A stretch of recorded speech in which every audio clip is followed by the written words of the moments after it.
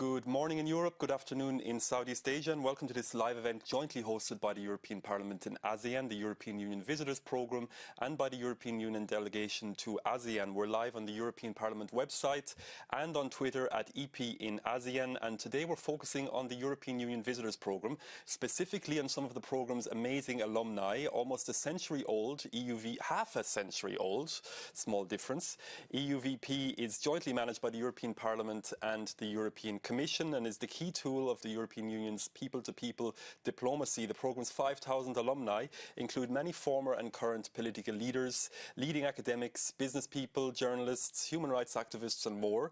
In Southeast Asia, those who have participated in the programme include the current president of Singapore, Halima Yacob, and Pho Zia Thaw, a former member of parliament who was executed by Myanmar's brutal military regime in July of last year. We will discuss Pho Zia Thaw, his story in a moment, along with the role of EUVP in generating deeper mutual understanding between Europe and Southeast Asia. Firstly, however, I want to give a very warm welcome to the members of the EUVP family who have joined us this morning. Anthea Ong from Singapore is a social entrepreneur who served as a nominated member of Singapore's parliament from 2018 to 2020. Good afternoon, Anthea. Loon Thay Huy from Vietnam is a jurist and an LGBTIQ+ rights activist. In 2021, he was the first openly LGBT candidate in Vietnam's National Assembly elections, and he heads the Institute for Social, Economic and Environmental Research. We're also joined by Tharma Pillai from Malaysia. He's the co-founder of Undi 18, a youth-led movement that led to Malaysia lowering its voting age from 21 to 18. We hope also to be joined by Sophie Chak, who leads the Cambodian Center for Human Rights. Glad to have you all with us. We're also very happy to be joined here in studio by Carsten Lucke, German member of the European Parliament. Good morning, Carsten Lucke. Good morning. Thank you for being with us. And you're a big supporter of the European Union's Visitors Programme. We'll get onto that shortly. Also with us from Jakarta is Igor Driesmans, the EU Ambassador to ASEAN, the Association of Southeast Asian Nations. Thank you for being with us, Ambassador. So let's start with you, Ambassador Driesmans. Could you give us an idea, please, of the value of the European Union Visitors Programme, particularly in terms of the EU's relations with Southeast Asia? Sure, and good morning, good afternoon. Good to see all of you. I mean, in Southeast Asia, like in many parts of the world, the EU or the functioning of the EU and the EU institutions are not necessarily that well known. I mean, here in Southeast Asia, the regional organization is ASEAN. You've mentioned it before, and its functioning is very different. It's different because it's intergovernmental. There's no pooling of sovereignty. It's different because it's based on consensus, has a very small budget. So in so many ways, it's different than the EU is. And many ASEAN colleagues you'd speak also, they wouldn't necessarily want to be like the EU. There's a real difference in the way they foresee their regional integration. So I think for friends and colleagues, and especially young leaders, civil servants, to go to Europe and get to meet, get to see the EU, its institutions, get to know the values, the policies of the European Union, I think it's particularly valuable. Ambassador Driesmans, you also serve as the EU Special Envoy for Myanmar. As I just mentioned, Pho Zia Thaw, a former EUVP participant, he was a participant in the programme in 2019. He was executed by Myanmar's brutal military regime in July of last year. At the time, his execution was, along with those of three others, was described by the European Parliament President Roberta Metsola as an outrageous violation of human rights. Would you like to say a few words on Pho Zia Thaw? Sure. Well, you know, he was not your ordinary politician in a way. I mean, he was a musician. He made rap music. He went by an artist's name called Nitric Acid. He was somebody who, lived his music and actually was a democracy activist at the same time as being an artist, and actually went into politics, entered into the parliament, was re-elected, but then also decided to not to present himself one more time, but to devote some more time to his music. So of course, then the coup d'etat happened, and I think he felt this was his duty to continue and fight for what he saw was an important cause for his country, the democracy, the future of Myanmar. So it is a very sad story of the way that Myanmar has now turned out to be. I mean, let's not forget that the junta made more than 20,000 arrests, more than 5,000 civilians died since the coup. So I think it's good also at this occasion just to think about him and the many others who have passed or who are currently still in prison. Thank you, Ambassador Driesmans, and we continue to work for the day when there will be democracy and rule of law in Myanmar, and we remember Fo Zia-To and the other 3 people executed last year. Let's go to Singapore and to the first of our EUVP participants, Anthea Ong. Anthea, you're in excellent company. As I mentioned, even the president of your country is a former EUVP participant. As I mentioned, you're a former MP, a change maker and social entrepreneur, a member of ASEAN Parliamentarians for Human Rights. The list goes on. As a former lawmaker yourself, you visited the European Parliament last month. Can I ask you what struck you in the differences between the parliamentary culture in Brussels and Strasbourg compared to what you were used to in Singapore, and maybe also fill us in a little bit on the constitutional innovation that allowed you to take your seat in Singapore's parliament in the first place? Hi, Jim. Thanks for having me. Hello, everyone. Good afternoon. Good morning. I'm very happy to be here. So yeah, as Jim said, I literally just came back last month from the in-person visit. I was on the virtual visit in 2021. I think that what struck me most in Strasbourg compared to what I was used to when I was in Parliament in Singapore was just how many parliamentarians there were, and that's not difficult to be shocked by, given how much smaller our parliament is. But I think the other thing that really, stood out for me was just how disciplined the European Parliament was in terms of giving 3 minutes to each parliamentarian to make their speech. And we used to complain, we still do, that we are only given a maximum of 20 minutes in Singapore to make our case. So I guess I found that to be really fascinating and intriguing. And coming from an entrepreneur background and business background, it's true, right? If you can't actually do your elevator pitch in 3 minutes, then you don't really know what you're asking for. So that in itself was really fascinating for me.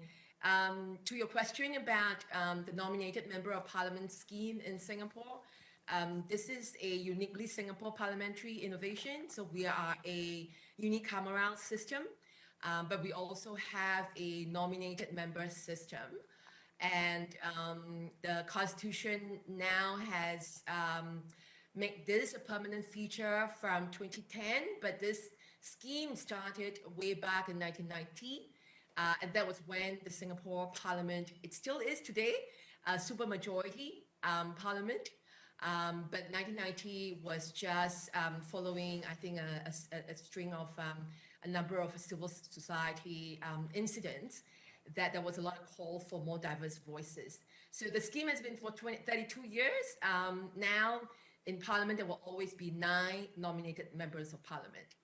And if you want to find out more, please check out the latest book that came out last year. That's the first time a book has been written about this scheme after 32 years. It's just called the Nominated Member of Parliament Scheme. Nice plug there, Antea. We will check that out. Thank you, Antea. And I'm sure Karsten Lucke would welcome to be able to speak for 20 minutes in the plenary. Maybe we can look into that. Antea, I've also heard you describe yourself as a full-time human, part-time everything else. One of the projects I'd like to turn to, because we can't discuss them all, is your work in championing mental health and well-being, particularly in the workplace. Could you tell us a little bit about the Work Well Leaders initiative that you founded and about any differences you have noticed in the approach towards mental health in Europe and in Southeast Asia? Thanks for asking that question. Yes, mental health it's very dear and very close to my heart, and it's really, my sole purpose at the moment in terms of the work I do, and that comes from my own personal brush with depression 16 years ago, and since then there's been just lots of work on the ground. Having the parliamentary platform has also helped me to raise some issues, to push for mental health reforms and policy changes. Work Well Leaders is one of the plugs, I guess, that we have within the ecosystem to address a very complex challenge like mental health. And I think COVID in some way has provided a silver lining for us to be able to sort of surface this and somewhat normalize, if not at least start to have conversations around mental health. Work Well Leaders is Singapore's only and first registered charity. It's also a collective of CEOs of some of the largest employers in Singapore. And the idea is that to really address workplace mental health, we need to start from the top, because the leaders themselves set the tone and the culture of the organization to destigmatize mental health and to also make sure that structures and policies are in place to not only take care of those who are in distress at work, but also more importantly to support employees to thrive. And that, as we know, naturally means that that's going to directly impact the families and communities of these employees, and that's going to affect the entire society and economy as well. And I think there's two parts to this. One is obviously it's the right thing to do as leaders in workplaces, as employers, but I think it's also the smart thing to do, right? And I talked to quite a number of leaders and MEPs in Europe in my last trip, and I think mental health. I had gone there thinking mental health it's obviously not as taboo as it is in Asia and in Singapore, but it also seems like this is also a topic that is only just recently getting more momentum, at least at the EU Parliament. And I'm really thrilled that we could exchange so many ideas, not just for me to bring back to Singapore, and also hopefully for the MEPs to know what's been going on in Singapore and the region. But for me, also with the region of ASEAN. As June said, I'm also a member of the ASEAN Parliamentarians for Human Rights. And in our last members forum in Jakarta, we actually mooted the idea of having a mental health work group for all MPs in ASEAN to start to raise this and push for mental health reforms as well. And I think we all forget that mental health is a human right. It's a basic human right. And that's really important for societies to thrive. Thank you, Antea, and certainly plenty to work on in terms of mental health. Now to Karsten Lucke here in studio. As a member of the European Parliament, you regularly have the opportunity to meet with EUVP visitors in Brussels and Strasbourg. Can you tell us a little bit about your engagement with the European Union Visitors Programme and how you view its role in terms of generating mutual understanding between the European Union and the rest of the world? Yeah, well, looking back, I don't know really how it happened that I got in contact. Most probably, I just got an email in the inbox due to the my committees, as I work in the David Committee, which is, of course, working very much with our partners in the Global South, but also in the Foreign Affairs Committee. And I immediately stepped onto that because I really much appreciate what this program is doing. And I'm not saying this because I'm sitting here today, but I really mean it from the bottom of my heart, because in the end, and I think this is in recent weeks, months, and maybe also years, this talk about equal partnership gets much more momentum. And I think we have to consider it much more to have that really equal partnership between our partners wherever on the world, and also the European Union. And I can sit here in Brussels in my office and read all the expertise, all the briefings, receive all the emails. But in the end, it's very simple. Meeting people is such a treasure, and it's just a different experience in the end. So all these expertise I have on paper is one thing, but to meet people and really get in contact with them gives another impression. And also what the ambassador said in the very initial remarks, he said about like this lack of information about the European Union, its very complicated structure of the political system and the decision-making process. I don't have to travel to Asia. I can travel 300 kilometers back to my home country, Germany, and go to my local people and ask them the questions, and I will receive the same question marks as I maybe receive in Indonesia, Vietnam, or Cambodia. So, I mean, this is kind of the core issue, that this is a complicated system. We are a multinational parliament. We are a multinational political system within the European Union with 27 member states. We have a very different and complicated history back from 51 until 2023. And to understand all this, I think for our partners and our guests coming over from all over the world within this program, is just also another opportunity to get much more in contact and figure out how this European idea is really working on a day-to-day basis. And as our colleague just described, how to see like how many MEPs are running around, what they do the whole day. And so it's an experience that you don't get from the books, I think. Absolutely, and I think it's honestly a learning experience for us as well. I remember when we met with you, with some participants from, I think, Indonesia and the Philippines and one other country a month or two ago. One of them was asking about the difference between the ordinary legislative procedure and the special legislative procedure, and sometimes it's an opportunity for us actually to learn more about ourselves as well. So thank you, Mr. Lucke. Let's go now to Malaysia and to Tharma Pillai, the co-founder of Undi 18, a youth-led movement that led to Malaysia lowering its voting age from 21 to 18. Tharma, you quite literally led a movement that resulted in constitutional change. Can you tell us a little bit about that journey and also about the focus of Undi 18 right now? All right. Thank you very much for the invitation and the opportunity to share. And I think I would love to have this conversation with everyone. I think it should be definitely interesting.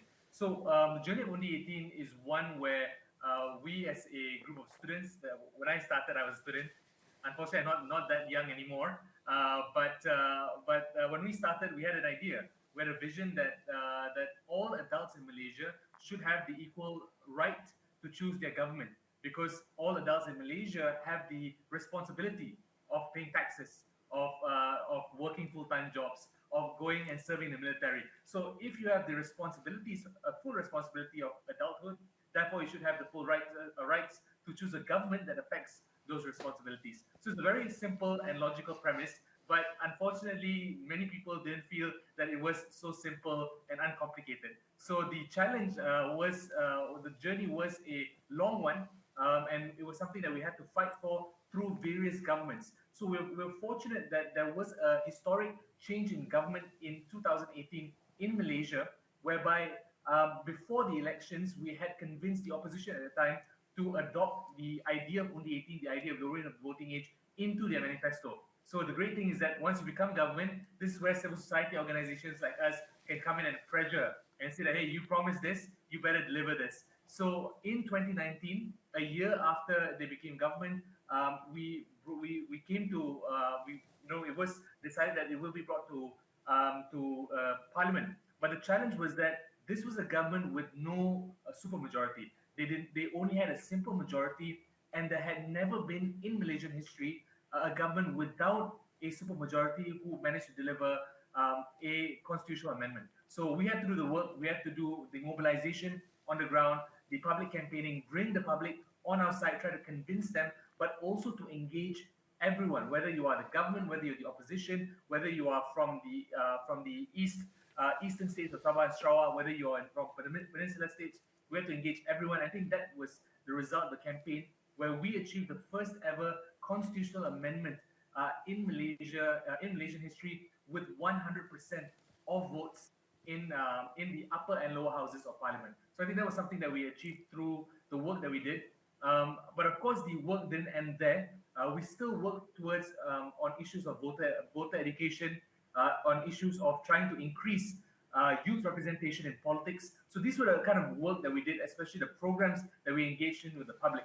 But in 2020, there was another change in government, right? I think this was some of the drama that happened in Malaysia at that time. But what happened was that this new government decided that they didn't like Undi 18. They didn't like the lowering of voting age, right? So they decided that they wanted to postpone the implementation. So the bill had passed, but it had not been implemented. So they wanted to postpone it indefinitely, and that became a crisis. So what we did was that we changed our tactics, we did direct action, we mobilized on the ground, did protests. It was a huge challenge because this was the COVID-19 era, right? So imagine the kind of safety procedures that we had to take into account when we had to mobilize and organize protests on the ground. So we protested, we filed a lawsuit against the government, and we won against the government. The courts decided in our favor, and because of that, in 2022, last year, on January 15th of 2022, officially the lowering of the voting age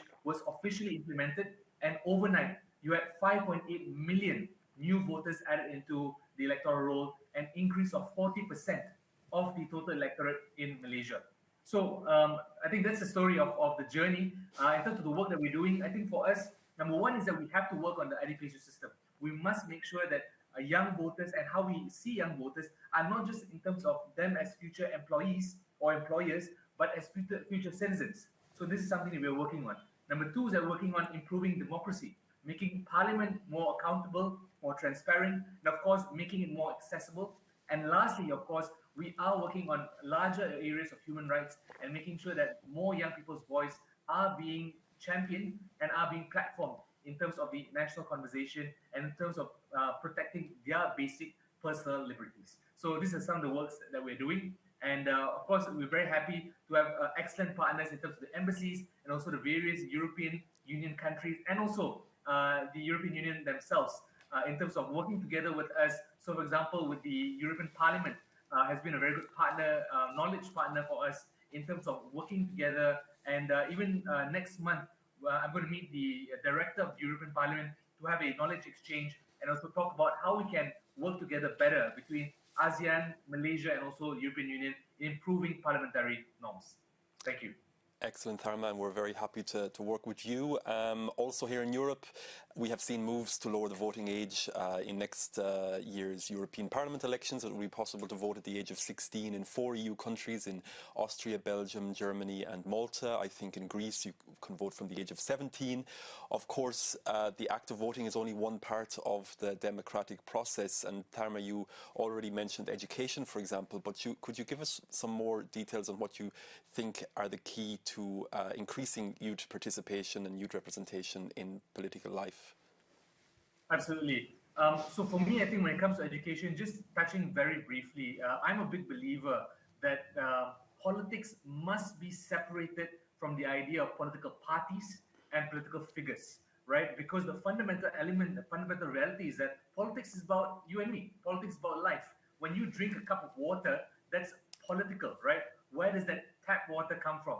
Who's paying for to purchase that water? Who's paying to clean the water? What are our environmental policies to protect trees? These are all political decisions. So we must make young people understand that process, that this is about life, right? We can't run away from politics. And therefore, it's so important that we engage in a political process throughout our lives. I think that's something that's very important. So for me, I'm a big advocate of making sure that even if you are a very young student, right, whether in your primary school or secondary school, there is some level of introduction about structures of how the country works, but also discussing what's happening around the country, what are some current affairs news, what are some policies that we should debate about in class. These are all things that I think are very much doable. And I think this change is not only important to be implemented in Malaysia, but I think a lot of ASEAN countries, I think have to push that change forward. Right, but the second part, in terms of youth participation, I want to share something very interesting and a good news in terms of Malaysia. For our recent election, we had a very high voter participation rate, right? Which was about 80% of the public went out and turned out to vote. So the second highest demographic that turned out were the youngest demographic, those who were new voters, 18 to 21. Those were the second highest demographic, right? Only about 1 percentage point away from the 50-year-old cohort, which was the highest turnout rate, right? So as you can see, that young people were very much interested. They were very much excited about politics. So I think the question, I think in terms of that we all should think about is that what was successful in Malaysia and also many other ASEAN countries. You look at Thailand recently, where young people sort of led the way for change in Thailand, right? So what's motivating them? For me, I think the first thing, and this is very important, linking back to what I said earlier, was that young people in Malaysia, in many ASEAN countries, have the belief that that their vote matters, and there is this power of the youth vote, because there's a lot of young people and we are hungry for change. We want economic development, we want betterment. So I think this is something that energy that's there, I think that gets people involved, that gets young people wanting to come out to vote. That's the first part. Second, I think we have to be able to use social media much better. For Undi 18, we use TikTok a lot, right? In terms of engaging young Malaysians and reaching out to them, and clearly based on a lot of analysts, they said TikTok was a huge factor in Malaysian democracy, as is the recent Thai elections, as was the recent Filipino elections, right? So I think that's is a similar trend where you can see the value and power of social media and mobilizing young voters and mobilizing the public. But I guess the real factor, the real question is that how do we utilize these tools so that it's not being hijacked by authoritarian, conservative, regressive agenda, and use it to platform and push forward progressive, democratic ideas, and that's pro-human rights. I think that's a real question that we have to be able to answer collectively in terms of dealing with this new idea and these new platforms and this new new approach of information and media. Thank you. Thank you, Tharma. And sticking with the topic of representation in public life, let's now go to Loon The Huy from Vietnam. Huy, you lead the Institute for Economic, Social and Environmental Research. Your focus has long been on boosting the voices of lesbian, gay, bisexual and transgender people in Vietnam. Can you tell us a little bit about your work and about current initiatives in Vietnam in terms of gender equality and LGBTIQ plus equality? Thank you for your question. Our organization is named the IC Institute for short, and we was established in 2007. We are the first organization working for the LGBTI rights in Vietnam. I joined the organization 1 year later in 2008 when I was a student and a volunteer, and then I became a staff, and then 4 years ago I became the director of the organization. So as a first organization working for the LGBT rights in Vietnam, we also joined the efforts to found the first ever regional network of LGBT rights of the Southeast Asian countries. So as you may know, like in Southeast Asia, this is a very diverse region with also the legal frameworks towards LGBTI people are very different. Because of different reasons. For example, like 6 out of 11 countries in South Asia still have some laws that criminalize the same-sex activities, including the more economically developed countries, like even like Singapore or Malaysia.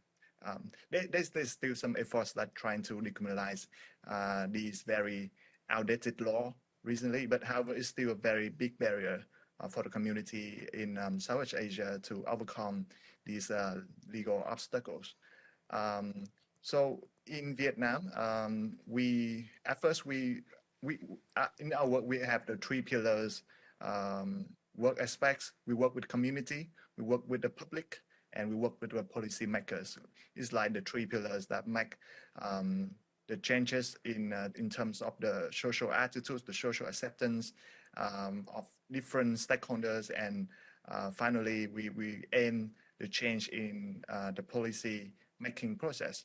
So in 2014, Vietnam, when we revised the law on marriage and family, for the very first time we discussed about the possibility of same-sex marriage or some kinds of the legal recognition of the same-sex couples.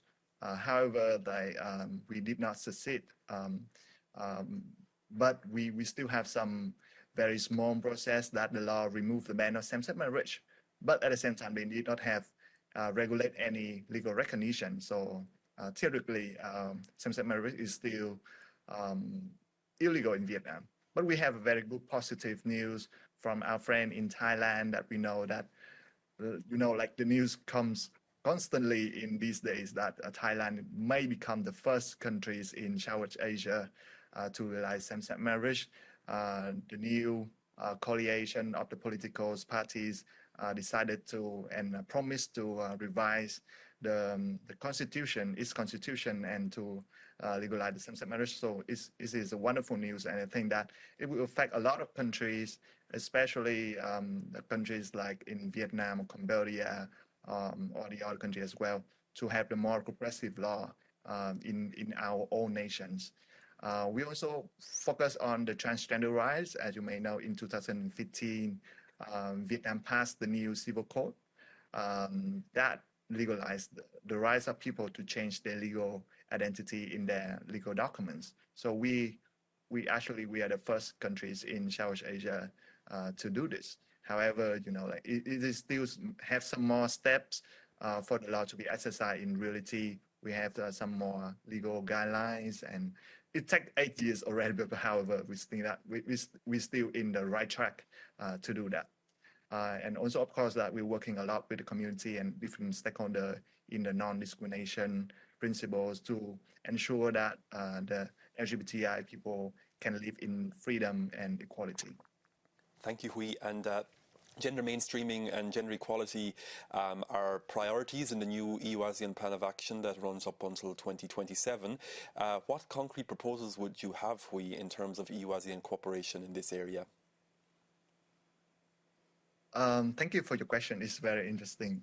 And I think I must confess that I have very little knowledge about the cooperation between the EU and ASEAN as a region-to-region cooperation until I joined the EUVP. Even my sister actually studied the ASEAN studies in the university, and I usually read her books back in the time. But I think that even most Vietnamese don't know that we have the cooperation region to region between the EU and ASEAN cooperation. I think the South Asia is very unique, very diverse, and especially they usually call the ASEAN way. It means that our problem must solve in a way that does not interfere with the cultural norms. And as you may know, the cultural norms are always like a very effective and helpful tools for the conservative people to when they don't like the new process, especially when it comes to the LGBTI rights. So I don't know, about your questions, but working with the ASEAN mechanism is a very unique ASEAN way.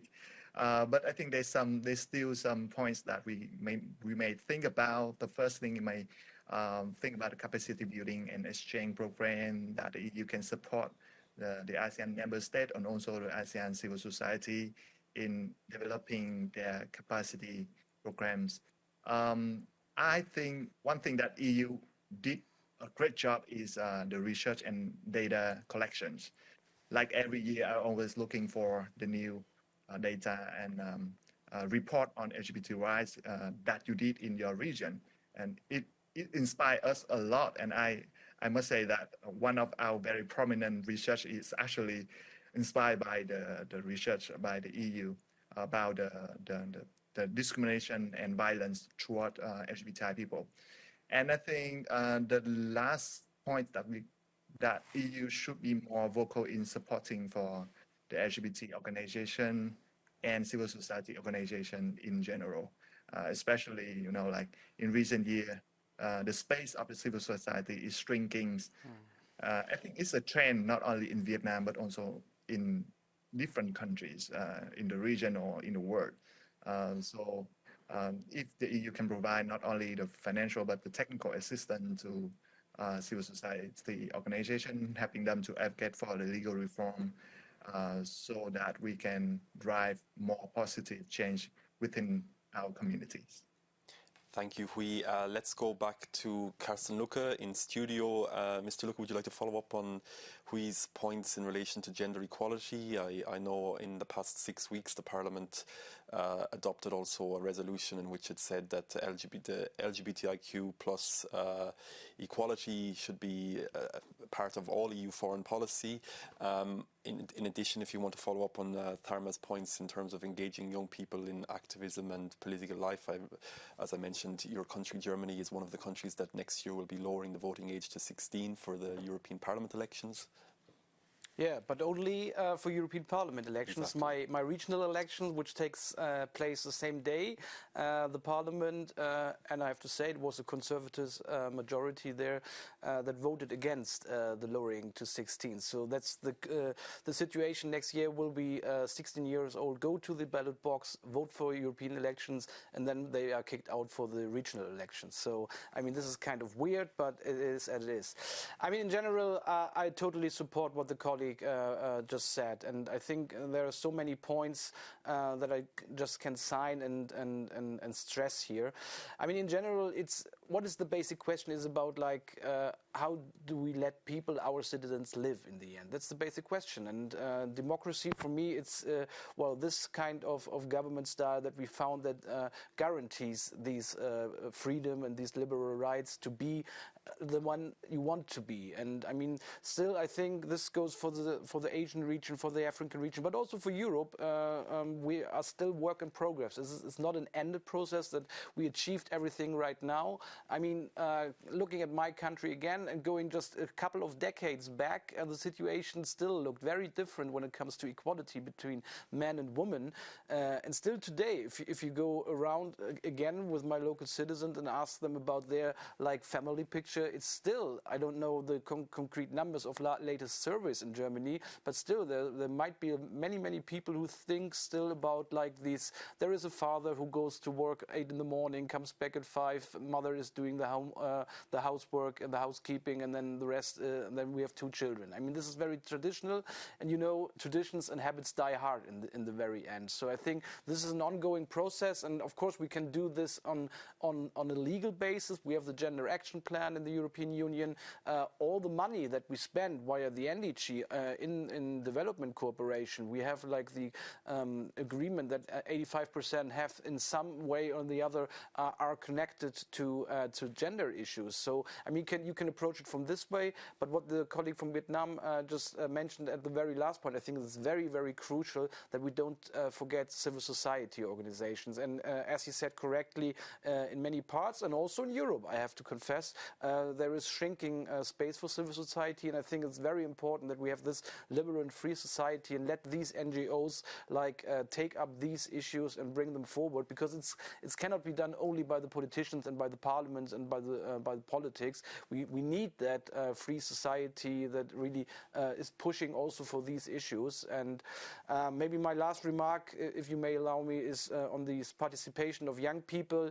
I mean, again, if I do the comparison with the Erasmus Plus program in Europe, I think for over 20 years, over 25 years, we achieved really something that it is kind of normal now for young people to change universities, to travel to other countries, to have youth exchanges in non-formal education. And this makes this Europe so daily based. It's just there and it's just accepted, and it's nothing special anymore, but in a positive way. I mean, still we need to appreciate what we achieved here.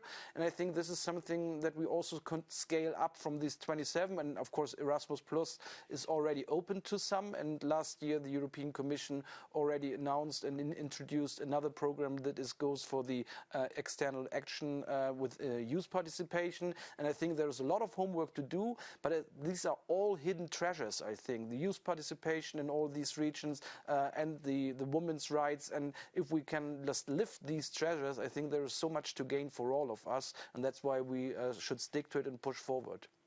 Thank you, Mr. Lucke. Maybe we come back to the Ambassador Driesmans also on these EU programs in Southeast Asia. But for now, let's go to our final EUVP participant, Sophie Jack.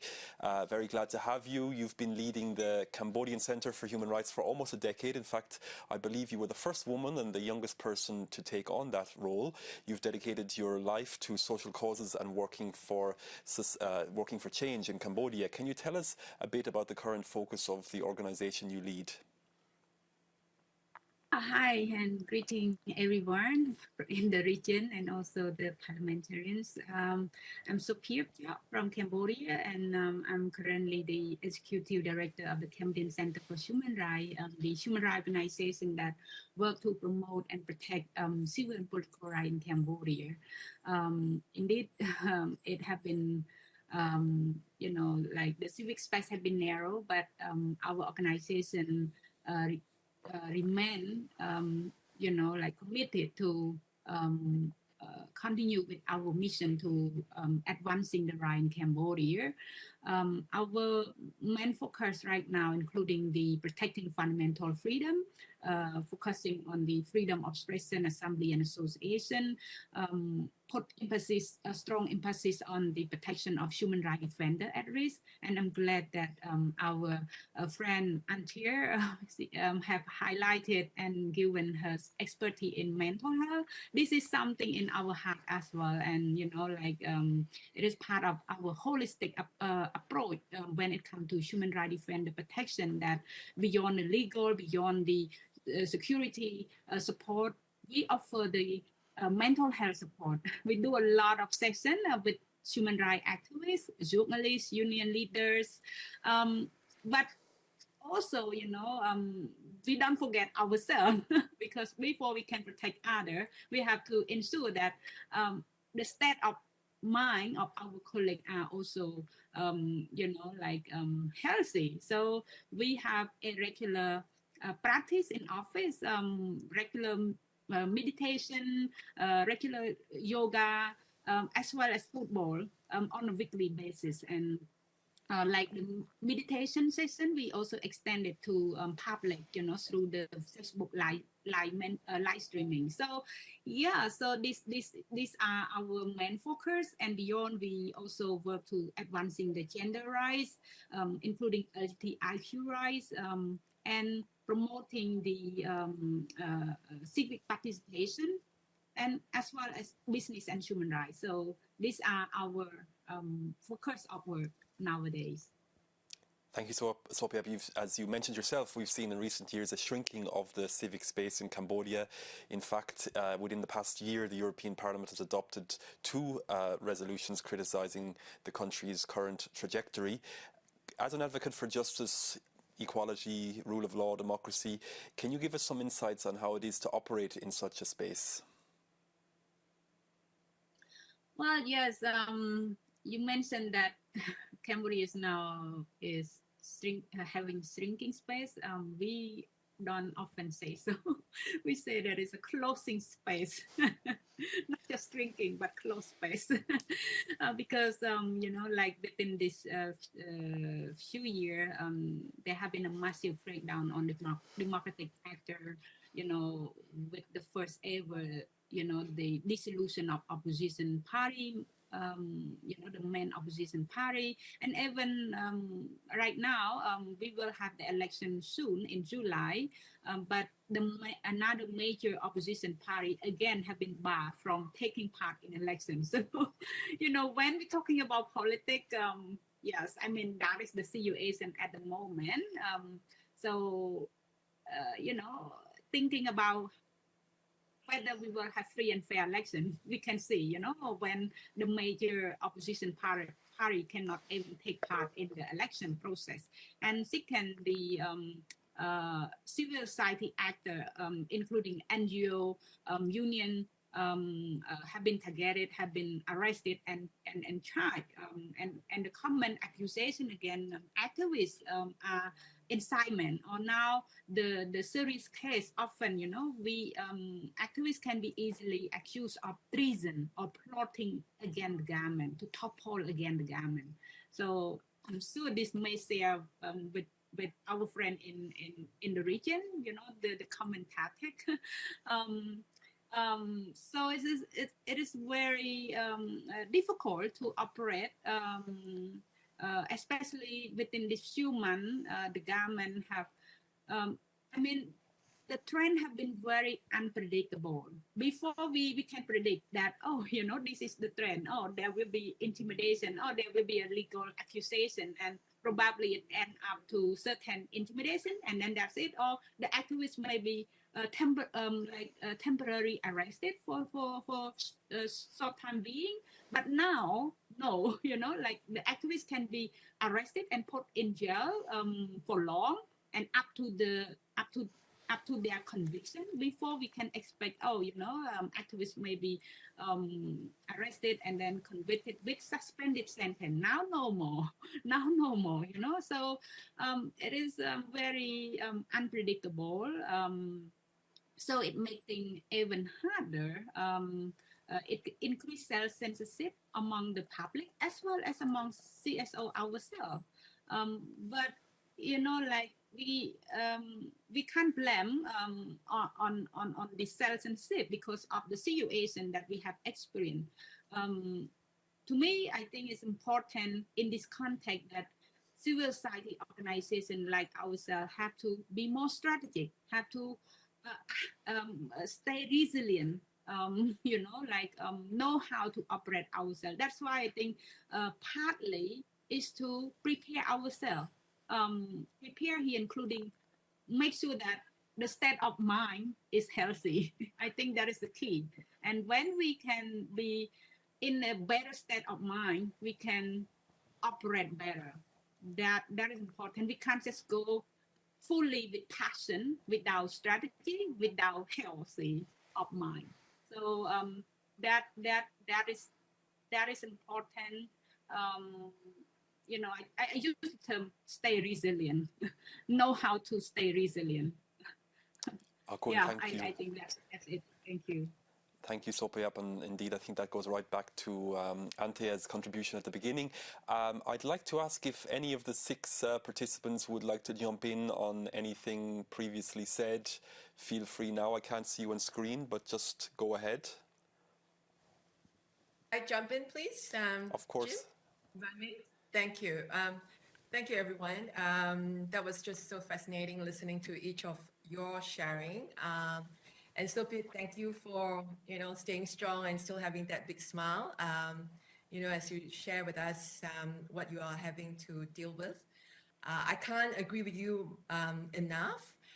In fact, well leaders and all the work that we do at a civil society level on mental health and everything else, whether it's LGBTQ, I hear we, even with the young people, it's all about making sure we are well, because we have to be well to lead change well, right? So so one of the tagline is to be well to lead well, right? And that's really important. That's why mental health is such a fundamental human condition that we must all have if we want to push for change.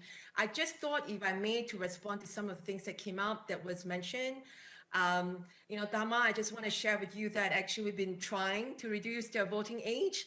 Actually, the request came out from the chair of the opposition party again just in February this year in Parliament, and was again shot down, which I think is a real pity. I think, as you said, the young people whom I work very closely with in a lot of the civil society projects, they are looking to be exercising their agency. There's a lot of things going on that just, you know, gives a whole new level of disenfranchisement, and to be able to sort of let them come forward to exercise their agency and to exercise their right as a citizen. I think really it's a really big, important consideration. So I do hope, you know, that would change. I want to also respond to Hui in terms of the, you know, the legislations around the region. You may like to know, we finally repealed 377A. We literally just did. It's been a long fight. And so as you said, I hope that provided a little bit of, you know, hope and light for the rest of the region, you know, to also follow suit. But the fight is far from over, as you can imagine. there's a lot more, that we need to sort of work on, including the coming anti-discrimination law. We will be, for the first time, looking to enact a anti-discrimination law at the workplace. And so that's, again, a whole new area around it. Last point, if I may, as I was listening to all of us, we all know that this work is challenging, it's tough, and sometimes can be really lonely, especially as leaders of these groups. And I'm just wondering also, very much we are then keeping to just our own country, which is, rightly so, because there's only so much capacity and bandwidth we have. But I think one of the things that would be really helpful is also to, have more of this, how do we organize ourselves within the region, between, so ASEAN Parliamentarians for Human Rights is one where we at least bring parliamentarians together. But I think in terms of CSOs, right, in terms of the civil society, how can we do more of that? Is what I would like to sort of throw out there, and whether EU can play a part. I mean, things like this is very helpful, but how do we do this on a more sort of ongoing, consistent and sustainable basis?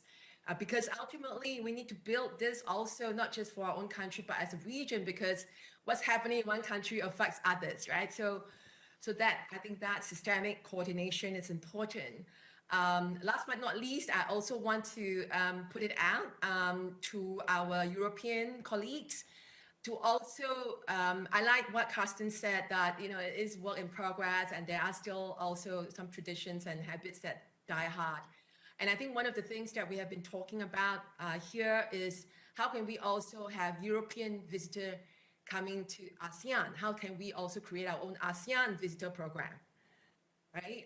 And so that then there's a lot, I mean, the cooperation doesn't have to be at such a sort of a formal level, but more people to people, but also both ways and not just one way. And then to see what gets uncovered, right?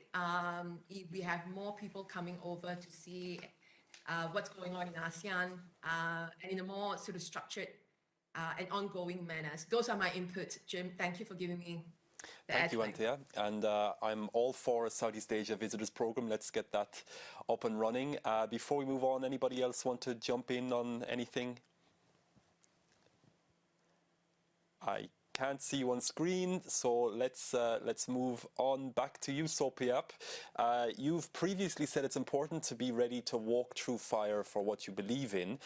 Can I ask you, what would be your advice for young leaders who are, after your almost 10 years of experience in heading Cambodia's leading human rights organization, what would be your advice for young leaders who are operating in similarly difficult circumstances?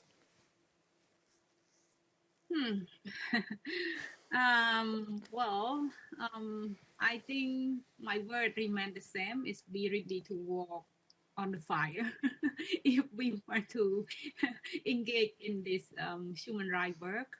I think be ready and stand by our principle. I think that's important. And of course, like in this difficult environment,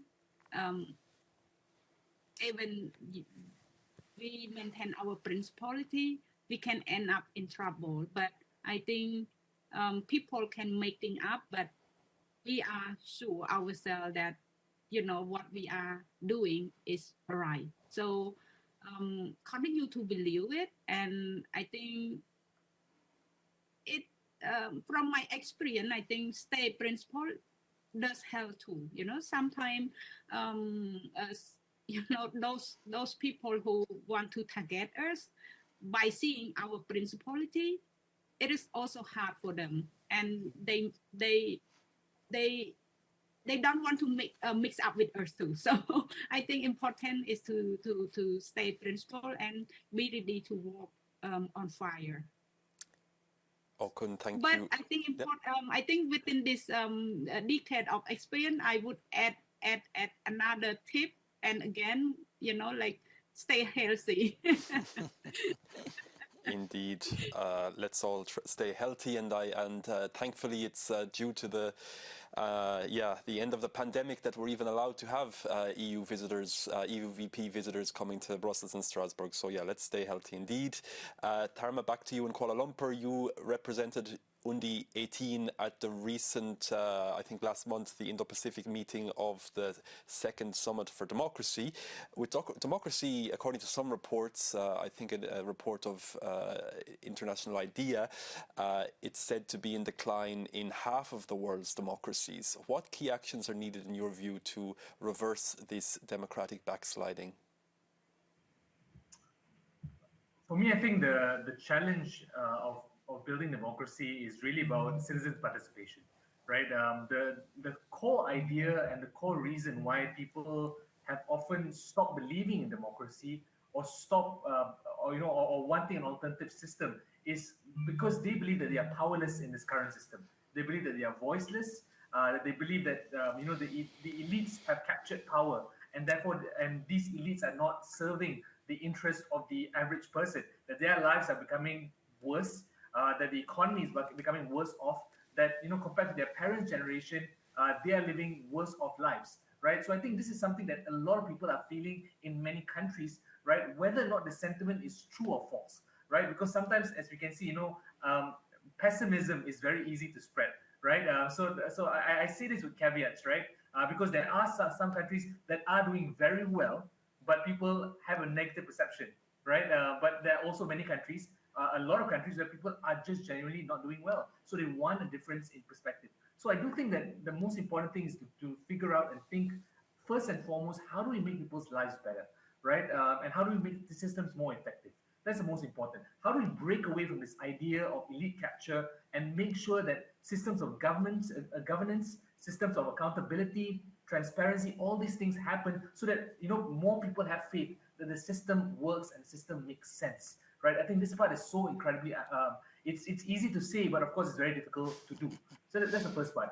Number two is, of course, we do have to talk about the idea of how do we make sure that people become more enriched and they believe that this idea of this liberal democracy and human rights makes their lives better. I think that's something that's fundamentally very important. And I think the very unfortunate or powerful thing about authoritarian ideas or conservative ideas is that they play on the idea of culture wars. They play on the idea of identitarianism, right? So which pulls you away, right? So when you have that deep economic anxiety and no one is able to figure out a solution to solve and address that economic anxiety, here you have someone blaming foreigners, blaming immigrants, blaming those who are different from you, blaming minorities, especially persecuted minorities like LGBT, especially in my own country, in Malaysia, that's often a thing, right? You have a flood, you blame the LGBT. You have some sort of issue, it's sort of a very unfortunate cultural effect. So that's often being used, right? But the fundamental idea is that if we are not able to solve this sort of economic anxiety and provide certain solutions that can make people more prosperous, I think those kind of systems and those kind of ideas and narratives win out, and that is anti-liberal, anti-democratic. And the last part I also have to share, and I think this is something that a lot of countries do have. It's easier to solve compared to the first two questions. First two questions very challenging to sort of solve, right? But the last one, the last part of the puzzle, I do think is more solvable with immediate policy. Is how do we regulate and how do we make sure that our social media platforms and how we see the world is more effectively managed, right? Because the fundamental reality is that a lot of times, as I mentioned earlier, right, our perceptions is shaped by how we by the information we take in, right? And if we are continued into this algorithm induced loop of negativity, of anti-democratism, of seeing that authoritarian regimes are having this strong leader overseas is something that's attractive. And of course, we know about certain dark money that's happening all around the world, where authoritarian regimes are using social media to destabilize governments all around the world. So when you see this kind of trends happen, I do think that there is a responsibility by governments all around the world to, of course, I'm in favor of free speech. I'm very strong supporter of that. And of course, I hope that Malaysia and the rest of Southeast Asia and ASEAN has better laws in favor of free speech. But on the other side, I do think that cyber troopers, bot attacks, and all these things are the opposite of free speech. and there should be mechanisms to sort of control against it and make sure that we do minimize and sort of control the kind of things that we are exposed to on social media. And let's not even talk about the exposure and the impact to children, right? When they grow up in this kind of environments, the kind of perception that they feel and how that shapes their mindset and identity over the next 20, 30, 40, 50 years of their lives. So I do think that these are the three key elements that we do have to work on. But the fundamental thing is this, right? Democracy is a continuing project, right? There's never a sort of end of history that we're just done and dusted with it. It's a continuous work that we have to put in and make things better and better every single year, month, and just to make sure that it becomes better and better for everyone. I think the core idea is that as long as we continue to work towards that progress, and there is that continued camaraderie and working together between all countries that believe in human rights, that believe in democracy, and believe in progress, I do think that we can eventually make a better world for all these countries, and therefore believe in that greater democratic project, the international democratic project, the international human rights project, international progress project. Terima kasih, thank you, Tharma. In fact, as you said, it's a work in progress, and tomorrow the European Parliament will actually adopt a resolution on combating foreign interference, attacks on democracy, information manipulation, all of that in light of the fact that the European elections, the elections to this Parliament are just over a year away. I want to go back to you. Tharma talked about people being voiceless. You, I know, have talked about loneliness. I want to quote you from an interview with Forbes. You said, "I do this work because it could help me and hopefully someone else feel less lonely in this world." Can I ask you, what difference does being part of our EUVP network make in your activism and in the quest for less loneliness in our world? Thank you for very interesting questions. I usually talk about the loneliness is a very common thing among the social activists, that after a few years of first few years, everything is wonderful. You did a lot of great work, got good reward from the community. But after, let's say 10 years, and you keep working, and maybe sometimes the progress come fast or slow, and the question about what are you doing? But the network like EUVP and the other network as well, I think the very wonderful thing is I can have the opportunity in this very busy life and work to take a pause, take a break, to hear and update about what's happening around me. Sophia, I remember we have the session in the COVID-19 time about the human rights in the COVID time. And I was amazed that we are not alone. Vietnam is not unique in our COVID-19 response. There's so many problems. The mistake, we are all human, and the mistake of the human makes is so similar. And when I think I and Auntie Anong is chatting privately right now about the connection between the civil society in Asia. And thank you for the mention of the process in Singapore that I didn't mention before. I know that I really care about what's happening in South Asia. Everything that happening here is just like my home. It's just like happened in my home. Even when the High Court in Malaysia last year have the decision that the ban on gay sex is unconstitutional. Personally, I feel happy that because I know that the real faces of my friends who in Singapore or in Malaysia, I know that they are happy and they are not lonely anymore right now. And I think that the connection is so strong that it inspired me. And after that break, I continue my work and I can feel the togetherness, even that we work separately. Thank you, Gaman, Hui. Anthea, you are the most recent of our EUVP participants, having visited the European Parliament just last month. How do you foresee your engagement with EUVP going forward? I remember you had quite a number of ideas already.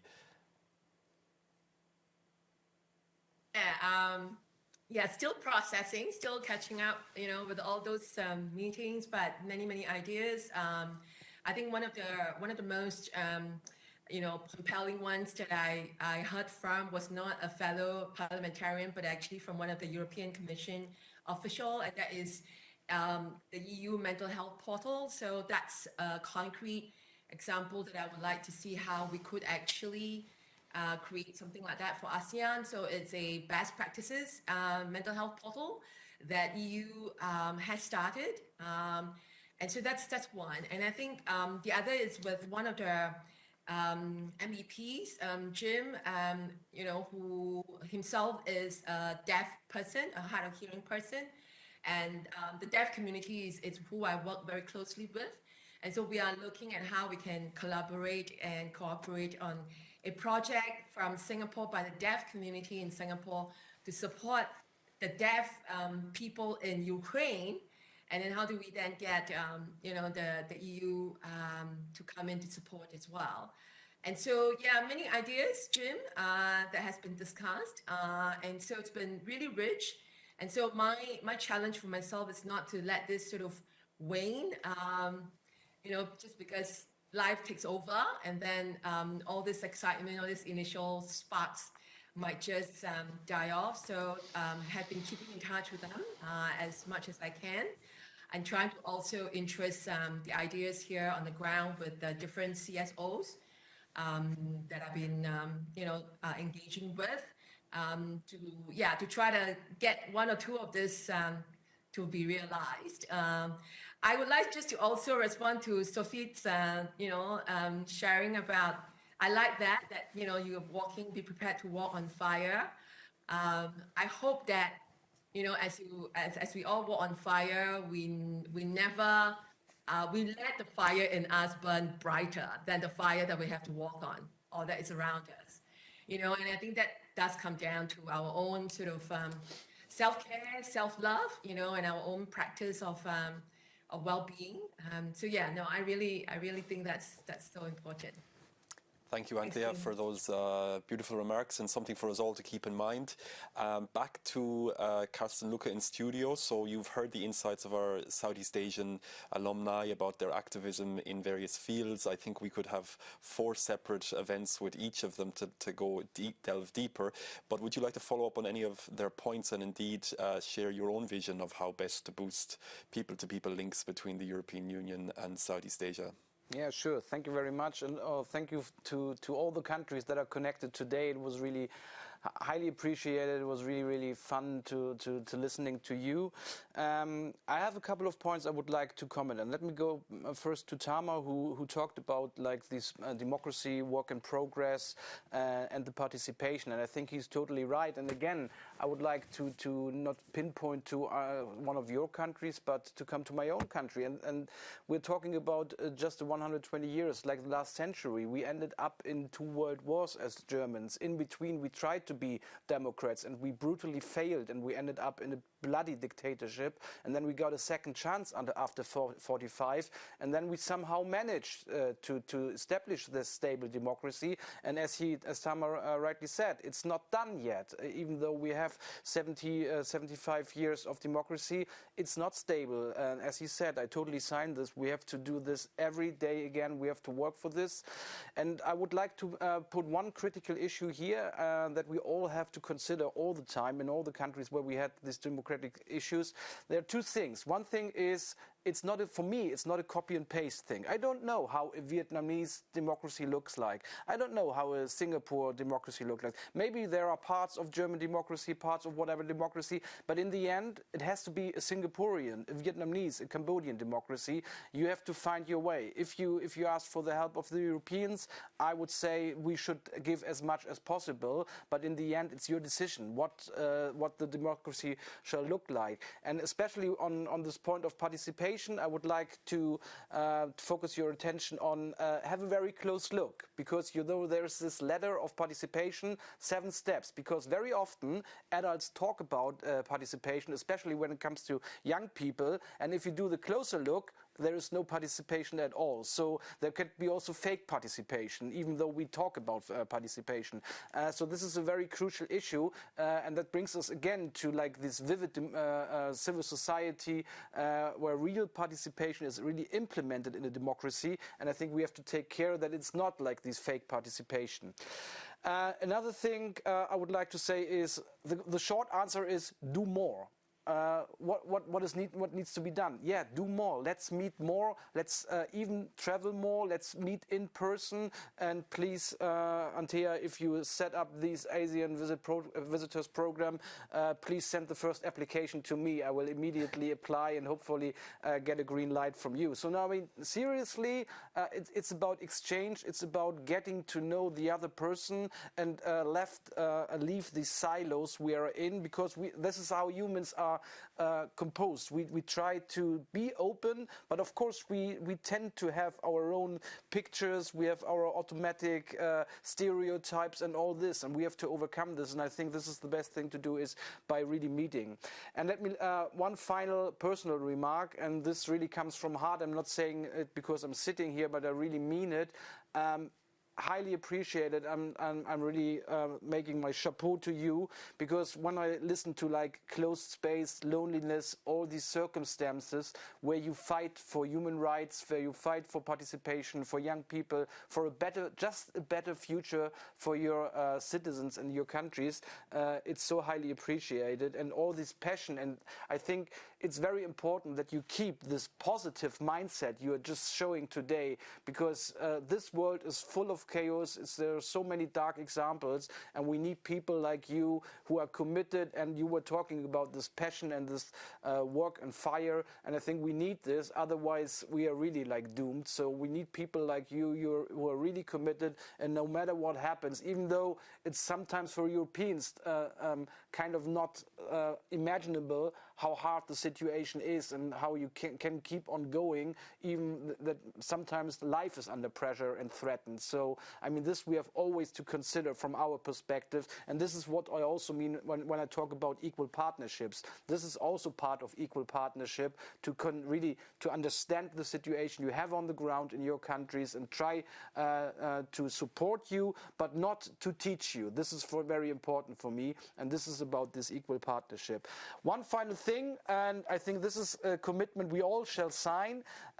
We have a plan from my point of view. We have the SDGs until 2030. There are 70 SDGs with over 100 concrete actions. If we are going as mankind to fulfill those, we would live in a better world. We are far lacking behind. We all know that. There is so much homework on the table to do, but if we stick to that plan that we all committed to with the SDGs, I think we will move a really important and crucial step forward. We just have to rethink, and in the end, we have to do it, and this is the crucial part. That needs political will, but for this, we need the commitment we have all shown, I think, today here in this round. Thank you so much again. Thank you, Carsten Lucke. Vielen Dank, and good that you also mentioned the Sustainable Development Goals. Thank you. We began in Jakarta with the European Union Ambassador to ASEAN. Let's finish with you, Mr. Driesmans, Ambassador Driesmans. Any final remarks? Well, maybe just very briefly, I think it was Tarma who said pessimism is easy to spread, but I heard a lot of enthusiasm and even optimism today. So, I mean, a big thank you for that, and also concrete ideas, not just about improving governance and democracy in your respective countries, but also for the region to region engagement. So I took note very diligently. We will have our next human rights dialogue with ASEAN in October, yet another opportunity for some of these things to be discussed. So again, thank you. Keep on going, and have a great day. Thank you, Ambassador Driesmans. Thank you to our 4 EUVP participants. Thank you also to Carsten Lucke in studio. Thank you to all of our viewers. See you next time. Have a good afternoon or a good evening. Thank you, and bye-bye.